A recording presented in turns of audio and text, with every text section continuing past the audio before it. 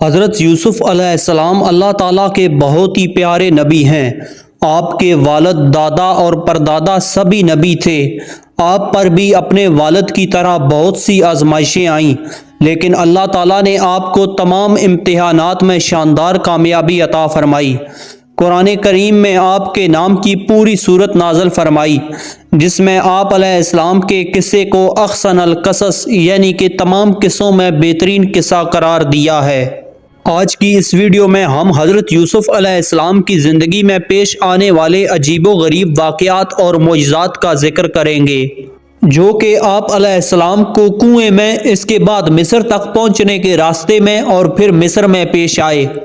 جب حضرت یوسف علیہ السلام چھوٹے تھے تو حضرت یعقوب علیہ السلام اپنے اس بچے سے بہت محبت فرماتے تھے، کیونکہ وہ ان کی پیشانی پر نبوت کا چمکتا ہوا نور دیکھ رہے تھے۔ یہ بات ان کے دوسرے بھائیوں کو بہت بری لگی کہ گھر کا سارا کام کاج ہم کرتے ہیں اور والد کا جانشین یہ بن جائے، یہ کس طرح ممکن ہے؟ لہٰذا انہوں نے ایک چال چلی اور حضرت یوسف علیہ السلام کو گھمانے کے لیے لے گئے۔ اس کے بعد آپ علیہ السلام کو ایک کنویں میں ڈال دیا۔ جب حضرت یوسف علیہ السلام کے بھائیوں نے آپ کو کنویں میں ڈالا تو اللہ تعالیٰ نے آپ کی حفاظت کے لیے اور کنویں میں تنہائی و وحشت دور کرنے کے لیے آپ علیہ السلام کے پاس جنت سے غلام بھیج دیے۔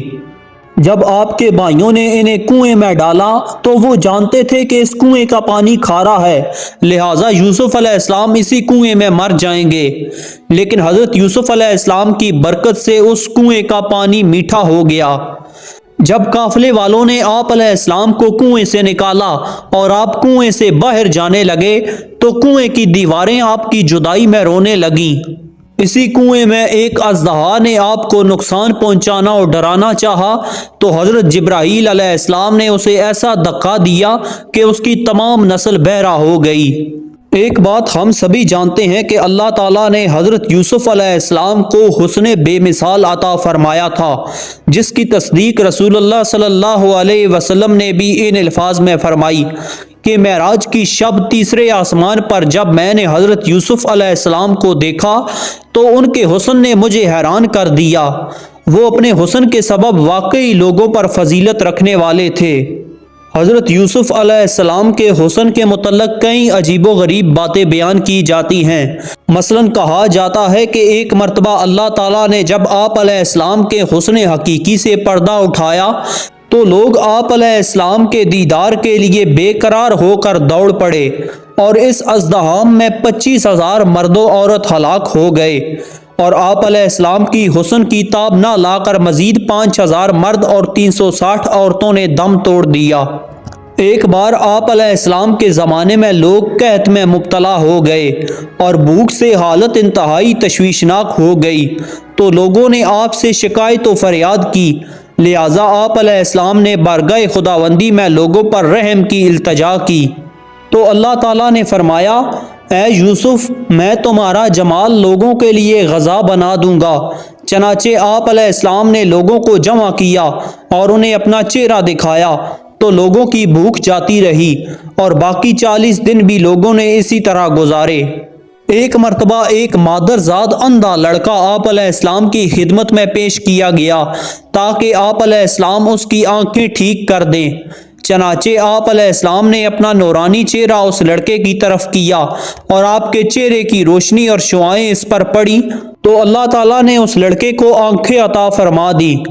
در منصور میں ہے کہ آپ علیہ السلام جب مصر کی گلیوں میں چلتے تو آپ کے چہرے کی چمک دیواروں پر اس طرح پڑتی تھی جس طرح پانی اور سورج کی چمک دیواروں پر پڑتی ہے۔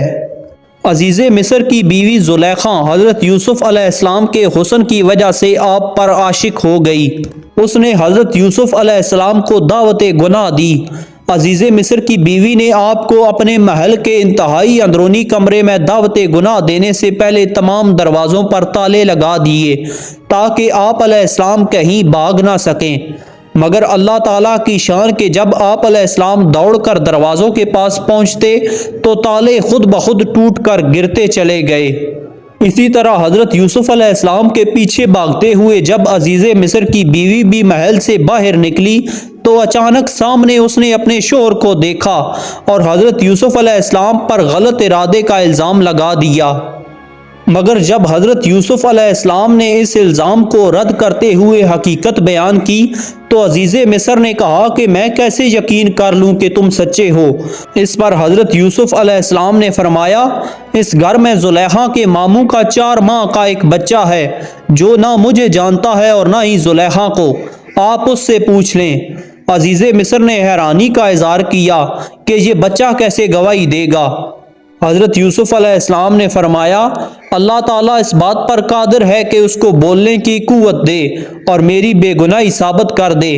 چنانچہ اس بچے سے پوچھا گیا تو اس نے اللہ پاک کی قدرت سے یوں کلام کیا، اگر ان کا کرتا آگے سے پھٹا ہوا ہو تو عورت سچی ہے، لیکن اگر یہ کرتا پیچھے سے پھٹا ہوا ہے تو عورت جھوٹی ہے۔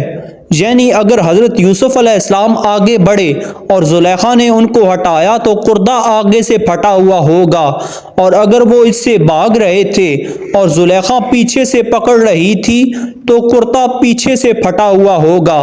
جب دیکھا گیا تو حضرت یوسف علیہ السلام کا کرتا پیچھے سے پھٹا ہوا تھا۔ اس طرح حضرت یوسف علیہ السلام کی بے گناہی ایک 4 ماہ کے بچے کے ذریعے ثابت ہو گئی۔ اللہ تعالیٰ نے بطور معجزہ حضرت یوسف علیہ السلام کو خوابوں کی درست تعبیر کا علم بھی عطا فرمایا تھا، بلکہ آپ علیہ السلام خوابوں کی تعبیر کے ساتھ وہ خواب بھی بتا دیتے تھے جو کسی شخص نے دیکھا ہوتا تھا۔ جیسا کہ مصر کے بادشاہ کے سامنے جب آپ علیہ السلام نے اس کا خواب اور اس کی تعبیر دونوں اسے بتا دی تو وہ بولا، خواب کا عجیب ہونا تو اپنی جگہ، لیکن آپ کا اس طرح میرا خواب ہی مجھے بتا دینا اس سے بھی زیادہ عجیب تر ہے۔ حضرت یوسف علیہ السلام کی جدائی پر چونکہ حضرت یعقوب علیہ السلام روتے رہتے تھے لہٰذا ان کی بینائی چلی گئی۔ جب یہ بات حضرت یوسف علیہ السلام کو معلوم ہوئی تو آپ علیہ السلام نے اپنی قمیض دے کر بھیجی اور کہا کہ یہ میرے والد کے چہرے پر ڈال دینا، اللہ تعالیٰ کے حکم سے ان کی آنکھیں روشن ہو جائیں گی اور ان کی نظر واپس آ جائے گی۔ چنانچہ ایسا ہی ہوا۔ جب یہ قمیض ان کے چہرے پر ڈالی گئی تو آپ علیہ السلام کی نظر واپس آ گئی۔ یہ مکمل واقعہ سورہ یوسف میں مذکور ہے۔ ایک مرتبہ حضرت یوسف علیہ السلام کا گزر زلیخا کے پاس سے ہوا تو وہ بولی، سب تعریفیں اس خدا کے لیے جس نے ایک غلام کو اپنی عبادت کے بدلے بادشاہ بنا دیا اور بادشاہ کو اس کی نافرمانی کے بدلے غلام بنا دیا۔